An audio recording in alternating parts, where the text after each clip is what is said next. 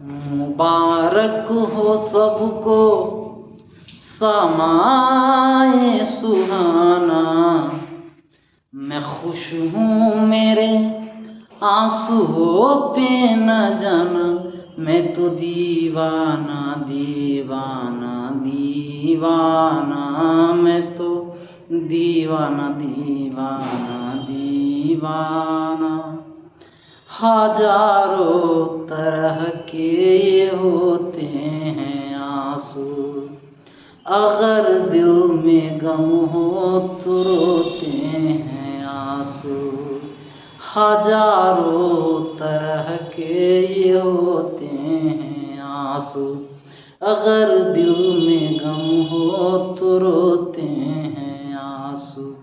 किसी का मिलन हो,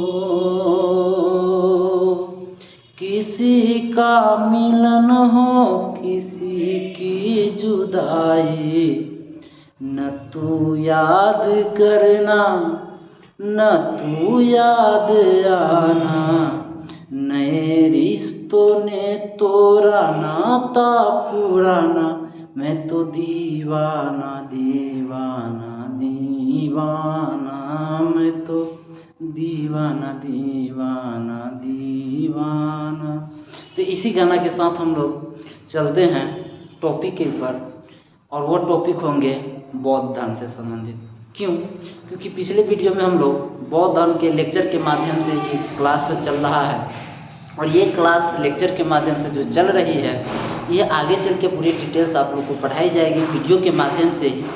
तो अभी फ़िलहाल लेक्चर चल रही है, तो इस पे थोड़ा ज़्यादा ध्यान दीजिएगा, क्योंकि अभी हम लोग एग्ज़ाम के पर्पज़ से ये सभी कर रहे हैं। अगर पढ़ाएंगे एक एक चीज़ को, अगर लिख के पढ़ाएंगे तो ये थोड़ा ज़्यादा ये हो जाएगा, जिसकी वजह से अभी जो भी वीडियो बन रही है, यह वीडियो बिहार पुलिस के लिए बन रही है।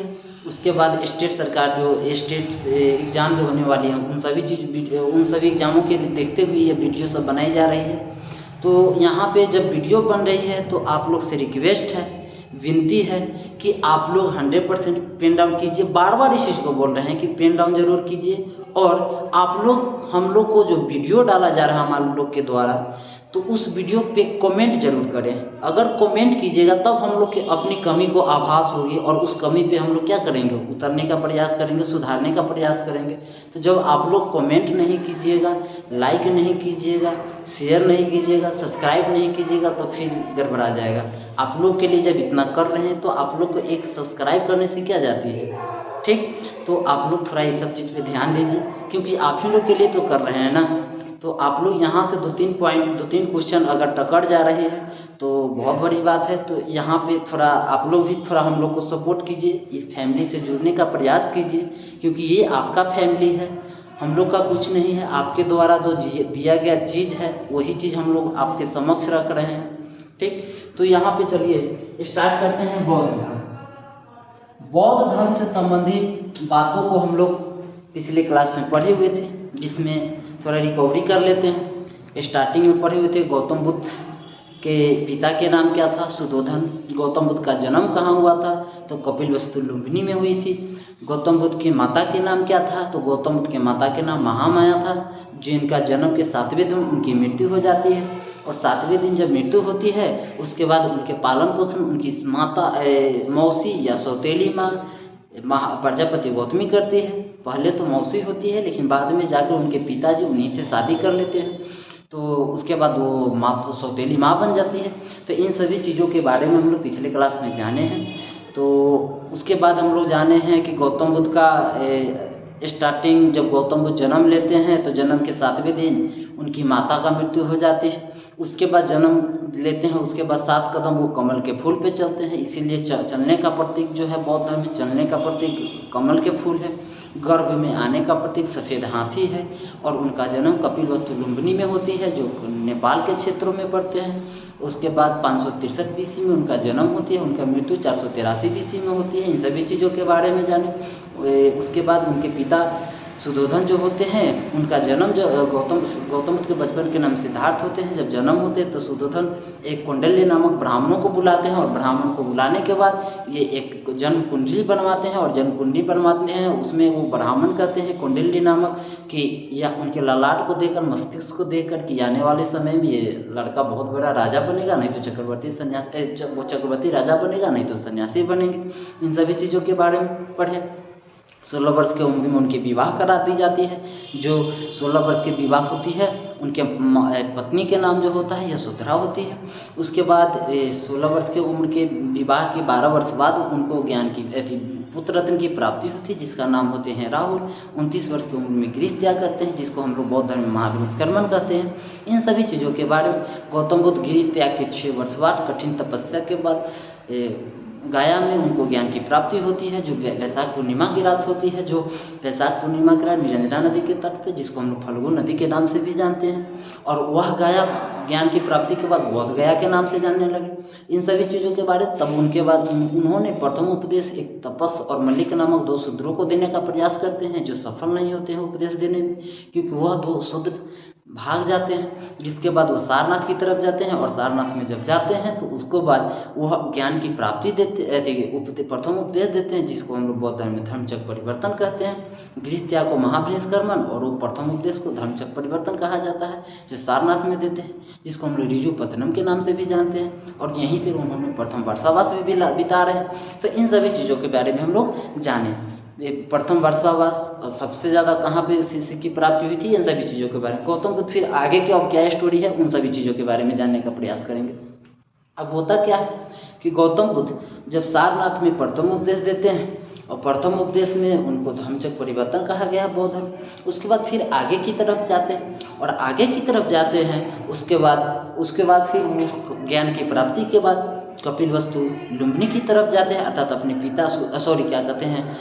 ज्ञान की प्राप्ति के बाद अपने पिता के राज दरबार में जाते हैं और पिता के राज दरबार में जाते हैं तो उनको भाई जो सौतेलिया भाई भी बोल सकते हैं तो उनको राजपाट मिलने वाली होती है। उसी दौरान वो जाते हैं और उस दौरान जब जाते हैं तो गौतम बुद्ध ने अपने भाई को भी वो दीक्षा दे देते हैं जिसके बाद उनके पिता को बहुत ज़्यादा तकलीफ होती है। क्यों नहीं तकलीफ होगा भाई, क्योंकि एक पुत्र ने गृह त्याग कर देते हैं, दूसरा पुत्र ने जब राजपाट संभालने का प्रयास करते हैं, राजपाट उनको मिलने वाली होती है, उसी दौरान उनको कोई सन्यासी बना दे तो ये बहुत खराब लगेगा किसी भी पिता को, क्योंकि राजा महाराजा का पुत्र थे, राजा महाराजा थे तो कोई भी चाहेंगे कि मेरे साम्राज्य का नाम चले।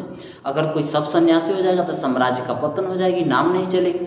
जिसका नतीजा होता है कि गौतम बुद्ध जब अपने भाई को शिक्षा दे देते हैं तो शिक्षा देने के बाद जब वो वैशाली की तरफ आते हैं तो उसी दौरान गौतम बुद्ध को उनके पिता सुद्धोधन जो है एक बात बोलते हैं कि हे भगवान रुकिए, आपसे कुछ बात करनी है। वहाँ पे पुत्र और पिता वाला रिलेशन नहीं होते हैं, वहाँ पे दिखाई जाती है कि वह भगवान वाला रूप दिखाई जाती है। वह गौतम बुद्ध के पिता सुद्धोधन जो होते हैं भगवान का रूप लेते हैं, अर्थात कहने का मतलब भगवान कह के बुलाते हैं, ये नहीं कहते हैं कि मेरे पुत्र है। तो वहाँ पे गौतम बुद्ध रुक जाते हैं और रुकने के बाद उनके पिता कहते हैं कि जिस प्रकार से अगर किसी पिता के एक पुत्र हो, अगर वह पुत्र सन्यासी बन जाए, राजा महाराजा हो, अगर किसी भी कोई साम्राज्यवादी घर में अगर कोई लड़का अकेला है, इकलौता हो और वह सन्यासी जीवन बिताने के लिए निकल जाए तो उस पिता के ऊपर क्या बीतेगी। जिस प्रकार से सिरिंज से ब्लड निकालने की स्थिति होती है, दर्द होती है, उस प्रकार से उस पिता के ऊपर भी दर्द होता होगा। इस चीज़ को सुनते हुए गौतम बुद्ध मुस्कुराते हुए इनका जवाब नहीं देते हैं और गौतम बुद्ध आगे की तरफ निकलते हैं। और जब आगे की तरफ निकलते हैं तो उनके पीछे पीछे उनकी सौतेली माँ प्रजापति गौतमी भी दौड़ते हुए जाती है। और जब दौड़ते हुए जाती है तो वैशाली के आसपास में उनके प्रिय शिष्य जो आनंद होते हैं, आनंद को इन्होंने ज्ञान की प्राप्ति ज्ञान देते हैं। आनंद के साथ साथ उपाली को भी इन्होंने ज्ञान देते हैं जो उन प्रधान शिष्य होते हैं। प्रिय शिष्य आनंद होते हैं, प्रधान शिष्य उपाली होते हैं। इन दोनों के साथ साथ अनिरुद्ध नामक शिष्यों को भी ये ज्ञान देते हैं। और वहाँ पे ज्ञान देने के बाद उनके पीछे पीछे उनकी माता प्रजापति गौतमी भी जाती है और कहती है मुझे भी ज्ञान दीजिए आप।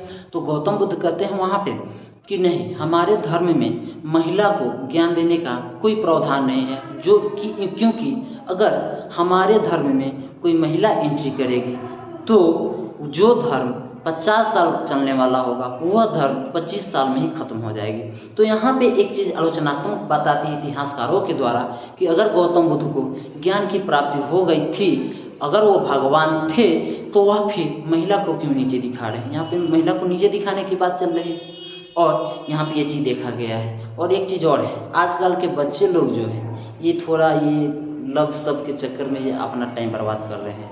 अरे यार क्या है ये, और लड़कियां लोग भी है इस चीज़ के समझ नहीं रहे हैं। और आप लोग जो है थोड़ा सा देख लेते हैं, फाटल चिटल वाला जीन्स पहनने वाला जो लड़का है ओकरा ऊपर अपाची पल्सर वाला है, बस उसके ऊपर ये हो जाते हैं। आप एक चीज़ को समझिएगा। और लड़का भी है, बड़ा तेज हो गया आजकल के लड़का, कहता है तुम्हारे लिए तारे तोड़ के ला देंगे, तुमको ज़िंदगी का सब खुशी देंगे। सिर्फ आप लोग एक चीज़ बोलिएगा, खास करके लड़कियां लोग के लिए बोल रहे हैं कि सिर्फ उसको बोलिए कि आप एक सरकारी जॉब करके दिखा दो, मान लेंगे कि तुम मुझे ज़िंदगी भर खुश रखोगे। लेकिन ये तो काम करिएगा नहीं आप लोग। खैर चलिए, तो वहाँ पे एक चीज़ देखिएगा, तो गौतम बुद्ध ने जब गौतम बुद्ध वहाँ कहते हैं इस बात को, उसके बाद फिर भी वैशाली से आगे, वैशाली में ही आगे निकलते हैं। उनकी माता प्रजापति गौतमी जब आगे निकलते हैं, जिसके बाद अनिरुद्ध को आनंद को कहने पर उनके प्रिय शिष्य कौन होते हैं, गौतम बुद्ध के प्रिय शिष्य होते हैं, प्रिय शिष्य आनंद होते हैं। कौन होते हैं, आनंद होते हैं, आनंद होते हैं,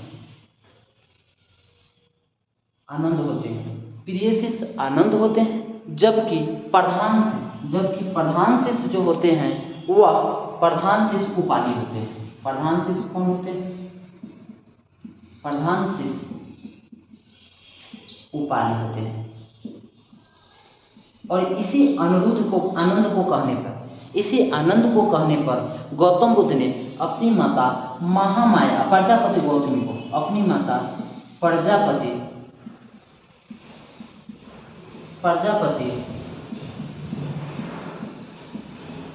गौतमी को ज्ञान देते हैं वैशाली में। कहाँ पे, वैशाली में। ये क्वेश्चन पूछा जा सकता है, ये क्वेश्चन पूछा जाता है कि गौतम बुद्ध को बौद्ध धर्म में प्रथम महिला जो मिल रही है वो कहाँ मिल रही है, बौद्ध धर्म में सम्मिलित हो रही है, वैशाली में हो रही है। वह महिला के नाम क्या होते हैं, तो प्रजापति गौतमी होती है, जो गौतम बुद्ध के सौतेली माँ होते हैं। ठीक, तो यहाँ पे ये वैशाली में। उससे आगे जब जाते हैं तो वैशाली में ही अमरपाली नामक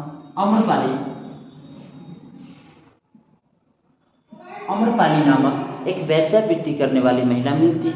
और अमरपाली नामक वैश्यावृत्ति करने वाली महिला मिलती है और ये कहती है गौतम बुद्ध को कि मुझे भी आप शिक्षा दीजिए, आपके धर्म में हम भी सम्मिलित होने वाले हैं। तो गौतम बुद्ध कहते हैं नहीं, हमारे धर्म में वैश्यावृत्ति करने वाली महिलाओं को आने का कोई प्रावधान नहीं।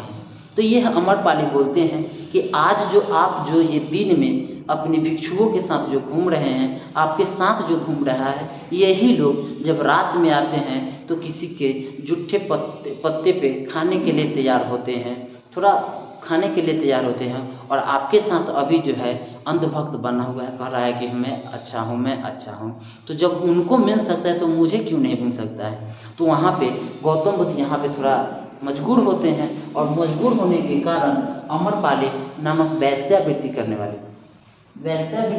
प्रथम महिला होती है।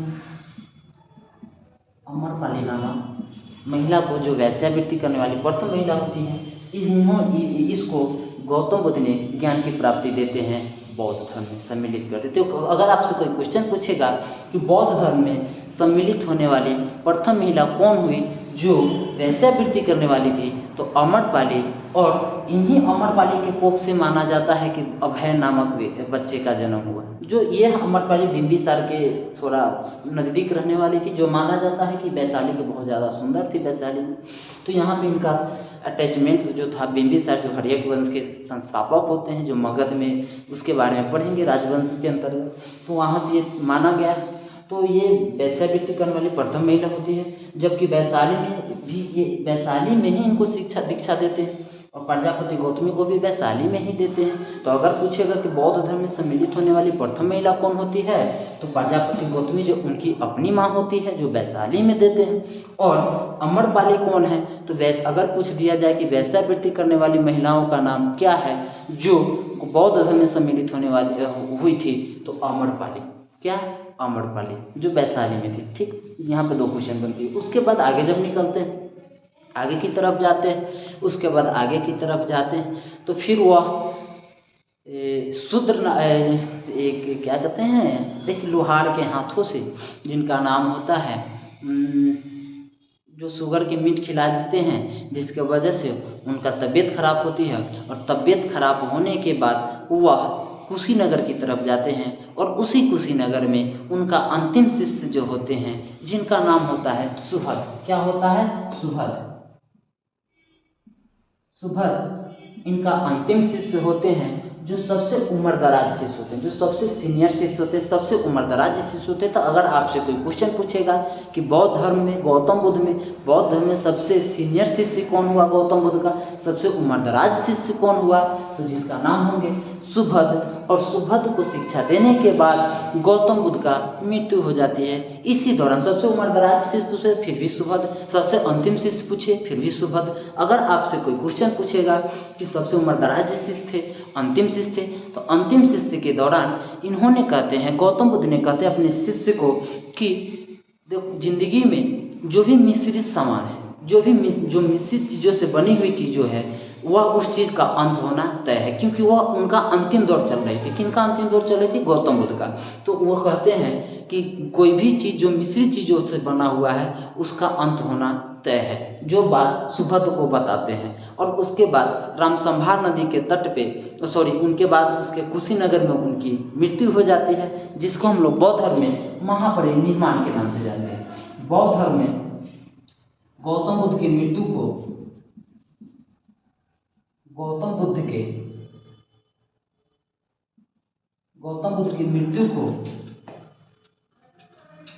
की मृत्यु को महापरिनिर्वाण कहा गया है। महापरिनिर्वाण कहा गया। बौद्ध धर्म में मृत्यु को क्या कहा गया? महापरिनिर्वाण कहा गया है। इनका मृत्यु 80 वर्ष की उम्र में हुई थी, कुशीनगर में हुई थी, जिन्हें दाह संस्कार मल्लों के क्षेत्रों में किया गया था, रामसंभार नदी के तट पे, जिसको हम लोग हिंडन नदी के नाम से भी जानते हैं। तो वहाँ पे उनको दाह संस्कार कर दिया गया। उसके बाद हुआ क्या कि बौद्ध धर्म जब इनका मृत्यु होती है 483 BC में, और इसी 483 BC में प्रथम बौद्ध सभा बुलाई जाती है। उसके अध्यक्ष जो होते हैं, ये अध्यक्ष अजातशत्रु होते हैं। प्रथम अध्यक्ष, बौद्ध धर्म के प्रथम अध्यक्ष शासक कौन होते हैं? अजातशत्रु होते हैं। और यह अजातशत्रु 483 BC में शासक बनते हैं प्रथम बौद्ध सभा के। और यह प्रथम बौद्ध सभा कहाँ हुआ था? तो ये राजगीर के सप्तपर्णी गुफा में हुआ था 483 BC में। चलिए उसके बारे में हम थोड़ा डिटेल्स बता देते हैं।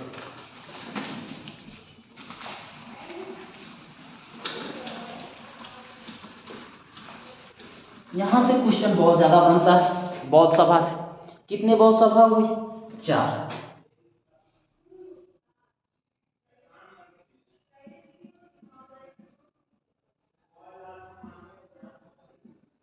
बौद्ध सभा, इसको हम लोग बौद्ध संहति के नाम से भी जानते हैं। बौद्ध सभा 4 हुई थी।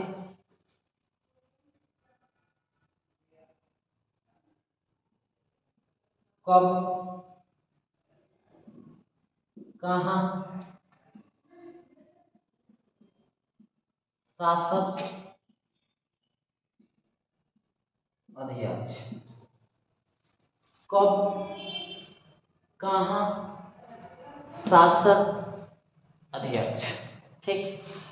अगर पूछेगा कब, अर्थात प्रथम बौद्ध सभा कब हुई थी, तो आपका जवाब होनी चाहिए प्रथम बौद्ध सभा कब हुई थी? प्रथम बौद्ध सभा कब हुई थी? 483 BC में। 483 BC। 483 BC। कहाँ हुई थी? सप्तपर्णी गुफा राजगीर में। राजगीर को हम लोग गिरिब्रज के नाम से भी जानते थे। सप्तपर्णी गुफा राजगीर, उसमें लगभग 500 भिक्षु भाग लिए थे। उसमें कितने भिक्षु भाग लिए थे? 500 भिक्षु भाग लिए। शासन, इसका उस समय शासन जो था अजातशत्रु का, अजातशत्रु। अध्यक्ष जो थे वह महाकश्यप थे।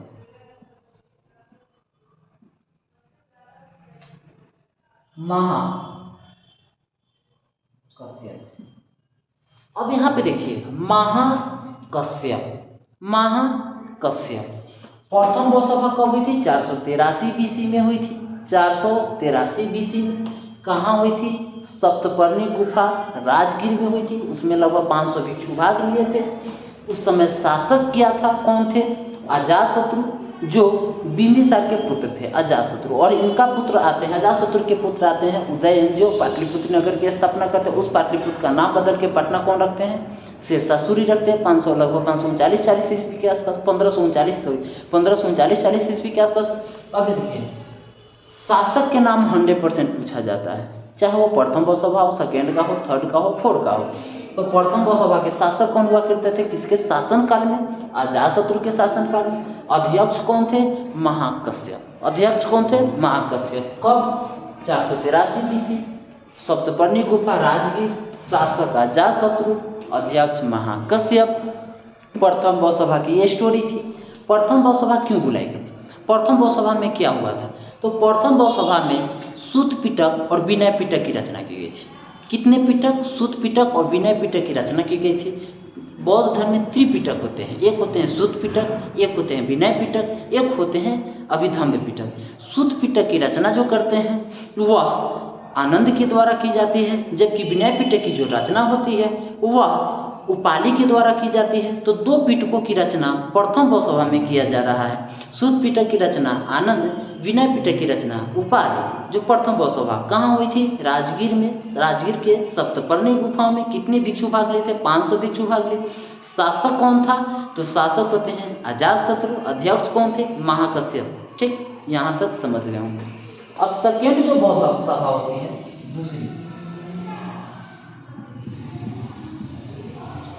दूसरी बौसभा जो होती है, दूसरी बौसभा लगभग 383 BC। 383 बात समझ रहे हैं? प्रथम 483, सेकेंड बौसभा 383। यह 100 वर्ष के बैक में हो रही है। कहाँ पे हो रही है? वैशाली में हो रही है। कहाँ पे? वैशाली में। अध्यक्ष कौन होते हैं? शासक कौन होते हैं? जैसे प्रथम अजातशत्रु। सेकेंड के शासक कौन होते हैं? सेकेंड के शासक होते हैं कालाशोक। कौन होते हैं? कालाशोक। यह कालाशोक शिशुनाग वंश के शासक होते हैं। तो कालाशोक सेकेंड के क्या होते हैं? शासक होते हैं। सेकेंड बौसभा के शासक कौन होते हैं? कालाशोक। कहाँ हुआ था सेकेंड बौसभा? वैशाली में। अध्यक्ष क्या कब हुआ था? 383 BC में दूसरी बौसभा। अब ये इसका अध्यक्ष कौन होते हैं? तो इसका अध्यक्ष होते हैं साबाकामी। कौन होते हैं? साबाकामी। साबाकामी या साबाकामी? साबाकामी या साबाकामी का। अब दूसरी बौसभा कहाँ हो रही है? 383 BC में वैशाली में हो रही है। और शासक है कालाशोक, जो नागवंश के थे, जिसको और क्या नहीं थे। इसके अध्यक्ष कौन होते हैं? साबाकामी। दूसरी बौसभा में क्या किया गया था? दूसरी बौसभा में हुआ था कि बौद्ध भिक्षु, जो जितने भी बौद्ध भिक्षु थे, इसको दो गुटों में बांट दी गई थी। जैसे कि कुछ बौद्ध भिक्षु जो कहते थे बौद्ध गौतम बुद्ध के नवीनतम में विश्वास करते थे, अर्थात बौद्ध धर्म में नियम नया कानून होनी चाहिए, जबकि कुछ बौद्ध भिक्षु जो थे ये चाहते थे कि पुराने में ही ठीक है। ठीक, तो जिसके वजह से ये बौद्ध धर्म दो गुटों में बट गई थी, नवीनतम और पुराण के लेकर। ठीक, तो इसको ऐसे तो बौद्ध धर्म चौथी बौसभा के बाद बट रही है दो भागों में। श्वेत क्या कहते हैं, हीन और महायान वाले। हीनयान और महायान वाले चौथी बौसभा के बाद बट रही है। लेकिन दूसरी बौसभा में जो है यह जितने भी भिक्षु भाग लिए थे वह दो गुटों में बट रहा है। कुछ नवीनतम में विश्वास करने का प्रयास करते हैं और कुछ जो है ये पुरानों चीज़ों में विश्वास करने का प्रयास करते हैं। ठीक, तो यहाँ पे क्लियर रखिएगा, यहाँ पे सिर्फ नवीनतम पुराने, ठीक, वहाँ पे श्वेत हीनयान और महायान चौथी बौसभा की बात हो रही है। ठीक, तीसरा बौसभा जो रही है लगभग, यहाँ पे क्लियर नहीं किया जाता है, लगभग 250 BC, लगभग तीसरा बौसभा जो है लगभग 250 लगभग 250 BC। ये नहीं, कहीं कहीं 247 BC भी देती है, कहीं कहीं 250 BC भी देगी, कहीं कहीं 255 BC भी देगी। तो तीसरी बौसभा के टाइमिंग को लेकर नहीं जाना है, लगभग में जो आंसर होंगे उसी आंसर को देना है।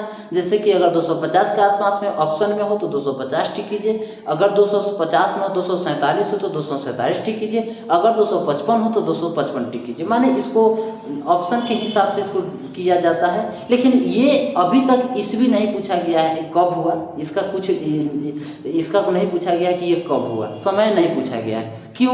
क्योंकि इसका टाइमिंग क्लियर नहीं किया गया है कि कब किया गया। अब देखिएगा तीसरी बताते हैं, तीसरी बौसभा कब हुई थी? लगभग 250 BC में। कहाँ हुई थी? ये पाटलिपुत्र में हुई थी, यह पाटलिपुत्र में हुई थी।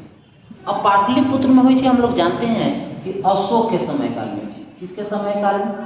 अशोक के समय काल में। अब यह चीज़ बताइए कि जब अशोक के समय काल में हो रहा है तो अशोक 269 BC में राजगद्दी, ऐसे तो अशोक को 273 BC में राजगद्दी मिली, लेकिन 4 वर्ष उनको 99 भाइयों को हत्या करने में टाइम लग गई, जिसके वजह से 269 BC में वो राजगद्दी संभालते हैं और राजगद्दी के संभालने के 8वें वर्ष 261 BC में वो कलिंग युद्ध करते हैं। वह कलिंग उड़ीसा के क्षेत्र में पड़ता है, तो कलिंग युद्ध करते हैं जहाँ पे हृदय परिवर्तन हो जाती है। अब अशोक के समय काल आ रहा है तो समझिए कि अशोक के समय काल आ रहा है तो इसका मतलब है कि ये 250-55 ये क्लियर नहीं किया गया है। ठीक, तो 250 अशोक इस समय, किसके समय काल में तीसरी बौसभा हुई थी? अशोक के। अर्थात तीसरी बौसभा के शासक कौन हुआ करते थे? अशोक। इसके अध्यक्ष कौन हुआ करते थे? मौखलीपुत्र तिस्कस। कौन होते थे?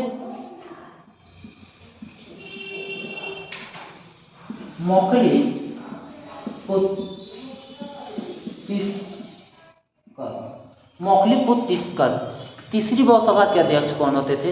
तो मौखलीपुत्र तिस्कस तीसरी बौसभा के अध्यक्ष होते हैं।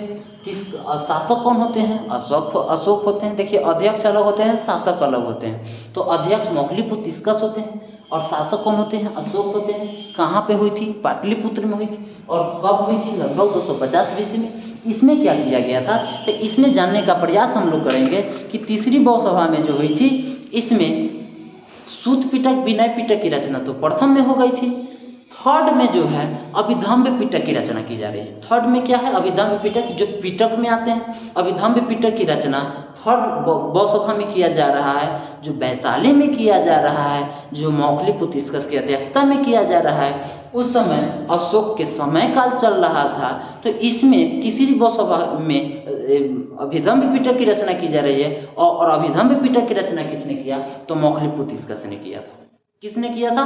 मौखलीपुत्र तिस्कस ने किया था। जबकि सूत पिटक की रचना किसने की थी? विनय ने की थी, आनंद ने की थी। और सूत पिटक विनय पिटक की रचना किसने किया था? उपाली ने की थी, जो सबसे प्रधान शिष्य होते हैं। जबकि मौखलीपुत्र तिस्कस क्या होते हैं? ये तीसरी बौसभा में एक पिटक लिखी जा रही है, जिस पिटक का नाम होता है अभिधम्ब पिटक, उसकी रचना कर रहे हैं। ठीक, तो यहाँ 3 तक समझ। अब चौथा बौसभा रहा,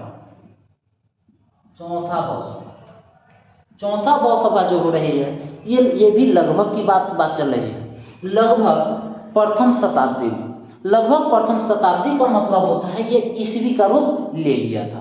प्रथम बौसभा लगभग ईस्वी में चल रहा है, अर्थात कहीं कहीं 102 ईस्वी मानी जाती। ईस्वी ये BC में चल रही थी, अर्थात ईसापुर में चल रही थी। लेकिन चौथी बौसभा की जब बात आती है तो ये ईस्वी में चल रही है, अर्थात ईसा मसीह के जन्म के बाद की घटना को कहा जाता है ईस्वी। उसमें हम लोग प्लस में करते हैं, तो ईस्वी लगभग चौथी बौसभा प्रथम ईस्वी में किया जा रहा है। कहीं कहीं 58 बताता है, कहीं कहीं 102 ईस्वी बताती है। और यह जो है कश्मीर में हुआ था कुंडलवन। कहाँ पे? कुंडलवन। यह जो है चौथी बहुसभा जो हुई थी ये कुंडलवन। कहाँ पे?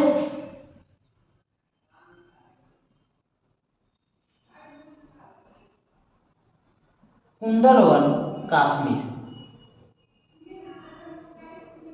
यह कहाँ पे? कुंडलवन, कुंडलवन कश्मीर।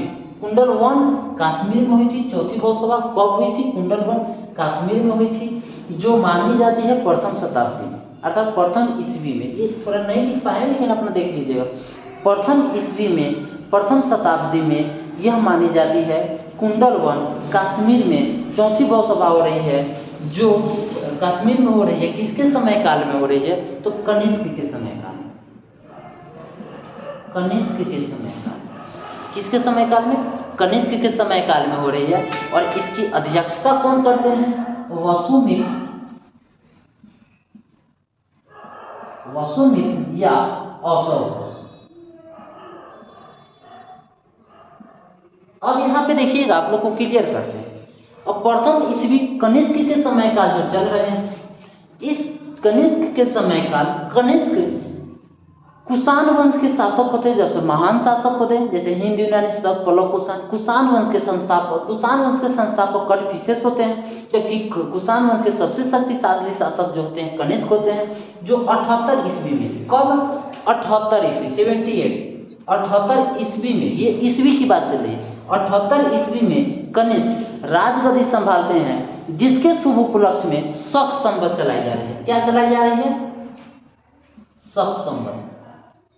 78 ईस्वी में कनिष्क जब राजगद्दी संभालते हैं, जिसके शुभ उपलक्ष्य में शक संवत चलाई जा रही है। क्या? शक संवत चलाई जा रही है। और इस शक संवत को हिंदू कैलेंडर कहा जाता है। हिंदू कैलेंडर के राष्ट्रीय दर्जा दे दिया गया कि हिंदू का राष्ट्रीय कैलेंडर कौन होंगे? शक संवत होंगे, जो भारत सरकार के द्वारा राष्ट्रीय दर्जा दिया जा रहा है। जो शक संवत कब चलाई जा रही थी? 78 ईस्वी में चलाई गई। क्यों? कनिष्क जब राजा बनते हैं तब। और जब कनिष्क की बात आती है तो कनिष्क के ऊपर 3-4 क्वेश्चन बनती है। अगर पूछेगा सबसे पहले सोने के सिक्के किसने जारी किया था, तो हिंदू यूनानियों ने जारी किया था, जिसे हम लोग बैक्टीरिया यूनानी भी कहते हैं। सबसे पहले सोने के सिक्के, यहाँ पे नहीं कहा जा रहा है, न चांदी के सिक्के कहा जा रहा है, न शीशा के सिक्का कहा जा रहा है, न प्रोटीन के सिक्का कहा जा रहा है। चांदी के सिक्का, प्रोटीन के सिक्का, शीशा के सिक्का, ये सातवाहन वंशों ने चला रहा है, सातवाहनों के द्वारा चलाया जा रहा है। लेकिन सातवाहनों ने सोने के सिक्के जारी नहीं किए थे। सोने के सिक्के प्रथम जो चला रहे हैं हिंदू यूनानी चला रहे हैं, जिसे बैक्टीरिया यूनानी भी कहते हैं। और हिंदू यूनानी ने सोने के सिक्के चला रहे हैं, जबकि सबसे शुद्ध सोना के सिक्का किसने चला रहा है? तो कनिष्क ने चला रहा है। सोने के सिक्के पे 3 क्वेश्चन। सबसे पहले सोने के सिक्के किसने जारी किया? तो हिंदू यूनानियों ने जारी किया, जिसको बैक्टीरिया यूनानिया के नाम से जानते हैं। जबकि सबसे शुद्ध सोने के सिक्के किसने जारी किया? तो कनिष्क ने जारी किया। शासक के नाम पूछेगा, कनिष्क ने जारी किया। किस राजवंश से था? कुषाण राजवंश से था। किस राजवंश से? कुषाण राजवंश से था।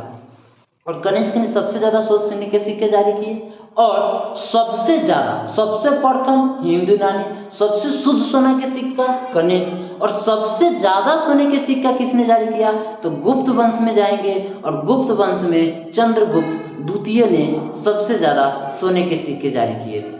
अर्थात गुप्त वंश यहाँ पे जीबी में देंगे। ठीक, तो सबसे ज्यादा गुप्त वंश, सबसे शुद्ध सोना सिक्का कनिष्क, जो किस वंश के था? कुषाण वंश के थे। हिंद यूनानी पल्लव कुषाण, हिंदू यूनानी शक पल्लव कुषाण, हिंदू यूनानी शक पल्लव कुषाण, हिंदू यूनानी शक पल्लव कुषाण। तो कुषाण वंश के शासक होते, सबसे मजबूत शासक होते हैं कनिष्क, जिसके समय काल में सबसे ज्यादा सोना के सिक्का, शुद्ध सोने के सिक्के, सबसे ज्यादा शुद्ध सोने के सिक्के जारी कर रहे हैं। जबकि सबसे ज्यादा सोने के सिक्के जारी कर रहे हैं गुप्त वंश, और प्रथम कर रहे हैं हिंदू यूनानी। ठीक, यहाँ पे क्लियर हो गया होगा। 3-4 क्वेश्चन बनते हैं। और वसुमित्र और अशोक, अगर पूछेगा कि 4 बहुसभा में यही प्रथम ऐसा बहुसभा है, चौथी बहुसभा है, जिसमें अध्यक्ष और उपाध्यक्ष दोनों होते हैं। अध्यक्ष और उपाध्यक्ष दोनों होते हैं। तो अगर आपसे कोई क्वेश्चन पूछेगा कि 4 बहुसभा में कौन ऐसा बहुसभा हुई जिसमें अध्यक्ष और उपाध्यक्ष दोनों पद हुए, तो आपका जवाब होना चाहिए चौथी बहुसभा। चौथी बहुसभा कब हुई? तो पहली शताब्दी में हुई थी, जो कहीं कहीं 102 ईस्वी मानते हैं, कहीं कहीं 98 ईस्वी मानते हैं। इसका कोई परफेक्ट नहीं किया गया है, लेकिन इतना जरूर है कुंडलवन कश्मीर में हुई थी इस ईसा मसीह के जन्म के बाद, अर्थात इसी बीच में हुआ होगा जब ये शासक बन रहे। तो 78 ईस्वी में और 102 ईस्वी में इनकी मृत्यु हो जा रही, तो इसी बीच में इनको सख्त समझ क्या कहते हैं, इसी बीच में चौथी बहुसभा हुई और वसुमित्र और अशोक। और चौथी बहुसभा के बाद बौद्ध धर्म 2 भागों में बट गई, जो हीनयान और महायान के नाम से जाना गया, जिसको हम लोग हीनयान और महायान के नाम से जानते हैं। तो ये रही चौथी बहुसभा। ये 100% आप लोग याद रखिए।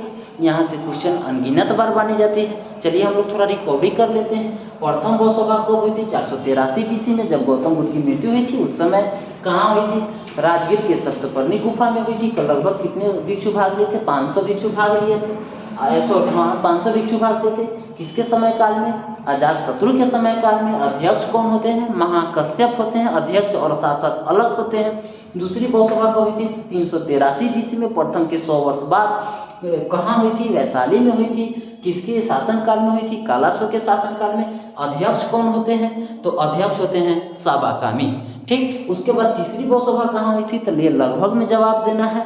लगभग 250 BC, 255 BC, लगभग 247 BC के आसपास में हुई थी। कहाँ हुई थी? पाटलिपुत्र में हुई थी। किसके समय काल में? अशोक के समय काल में। अध्यक्ष कौन होते हैं? मौक्लिपुतिस्कस। इसमें क्या की गई थी? तो इसमें तीसरी पिटक की रचना की गई थी, जिसका रचना मौक्लिपुतिस्कस किए थे। जबकि प्रथम में क्या की गई थी?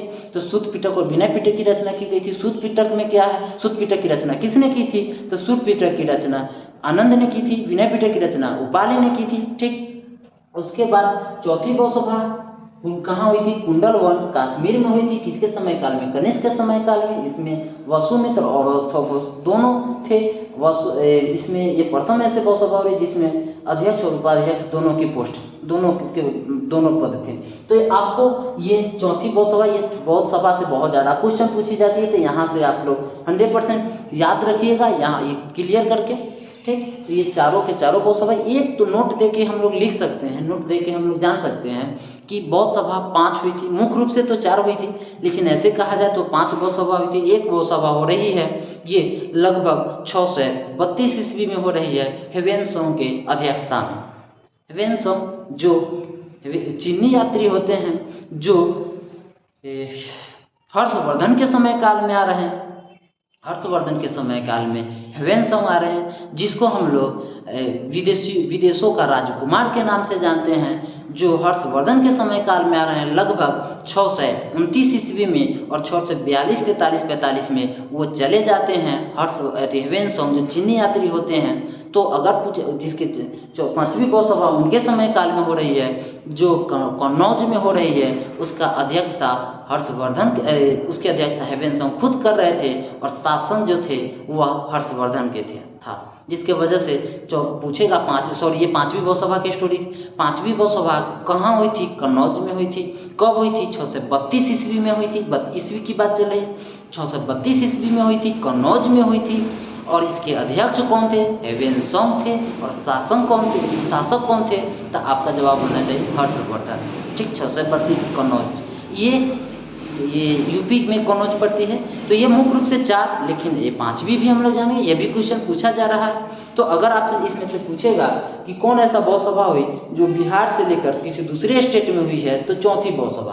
प्रथम तो राजगीर बिहार में ही, वैशाली बिहार में ही, पाटलिपुत्र बिहार में ही है, सिर्फ कश्मीर अदर स्टेट में है। तो यहाँ पे चौथी बहुसभा जो हो रही है वो अलग स्टेट में हो रही है। तो अगर आपसे कोई क्वेश्चन पूछेगा कौन ऐसी बहुसभा है जो अपने राज्य को छोड़कर, बिहार राज्य को छोड़कर किसी दूसरे स्टेट में हो रही है, तो आपका जवाब होना चाहिए चौथी बहुसभा, जिसमें हीनयान और महायान 2 भागों में बट जा रही है। हीनयान और महायान 2 भागों में बट रही है चौथी बहुसभा के बाद। उसके बाद हम लोग थोड़ा हिस्टोरिकल चीज़ जानेंगे। बौद्ध धर्म में सबसे सेम उम्र का पूछेगा, होम उम्र का पूछेगा, गौतम बुद्ध के सेम उम्र के कौन थे, तो आपका जवाब होना चाहिए कौशल देश के राजा हुआ करते थे प्रसेनजीत, वह सेम उम्र के थे। कम उम्र के थे।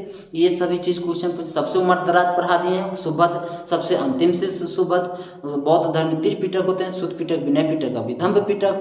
बौद्ध धर्म में सबसे प्रथम महिला जो होती हैं उनकी माता प्रजापति गौतमी होती हैं, जो वैशाली में जाते हैं। उसके बाद हम लोग पढ़े हुए थे गौतम बुद्ध के बौद्ध धर्म में सम्मिलित होने वाले को उपसंपदा कहा जाता है। बौद्ध धर्म में सम्मिलित होने के लिए न्यूनतम उम्र 15 वर्ष होनी चाहिए। इन सभी चीज़ों के बारे में पढ़े हुए हैं। उसके बाद आनंद के उनके प्रिय शिष्य आनंद होते हैं, जबकि प्रधान शिष्य उपाली होते हैं, जिसके अनुरोध पे गौतम बुद्ध ने इनको अपनी माता महामाया प्रजापति गौतमी को सम्मिलित करने का प्रयास किया और किए भी, ठीक। और ये उसके वैश्यावृत्ति करने वाली महिला कौन होती है? अमरपाली होते हैं। और जिसके वजह से जब शिक्षा ले लेते हैं तो अमरपाली ने ये खुशी में शिक्षा लेने के शुभ अवसर पे इन्होंने अम्रपाली नामक विहार दान करते हैं। किनको दान करते हैं? गौतम बुद्ध को। गौतम बुद्ध ने अपना प्रथम वर्षावास कहाँ बिताए थे, अंतिम वर्षावास कहाँ बिताए थे, उसके बाद सबसे ज़्यादा कहाँ बिताए थे, ये सभी चीज़ों के बारे में हम लोग पढ़े हैं। उनको सबसे ज़्यादा शिष्य की प्राप्ति कहाँ हुई थी? तो कौशल देश के राजधानी श्रावस्ती में हुई थी।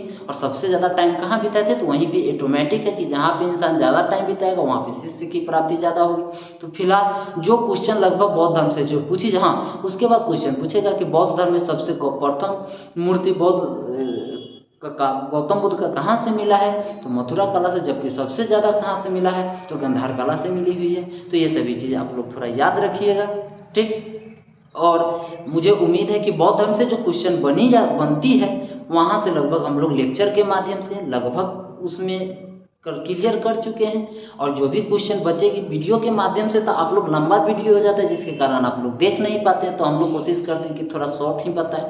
अगर वैसा है तो आप लोग का कमेंट अगर अच्छा, कमेंट में अगर आप लोग कमेंट कीजिए, क्योंकि कमेंट का आप लोग का इंतज़ार रहता है। अगर कमेंट में कहिएगा कि ना सर पूरे बजाबते से पढ़ाइए पूरे, तो आप लोग को 100% यूट्यूब पर ही पढ़ाया जाएगा, रिकॉर्डेड वीडियो के माध्यम से ही पढ़ाया जाएगा। लेकिन आप लोग कमेंट के माध्यम से कुछ तो बोलिए, ठीक। तो मिलते हैं नेक्स्ट वीडियो में। अभी तक इतना ही। Best of luck.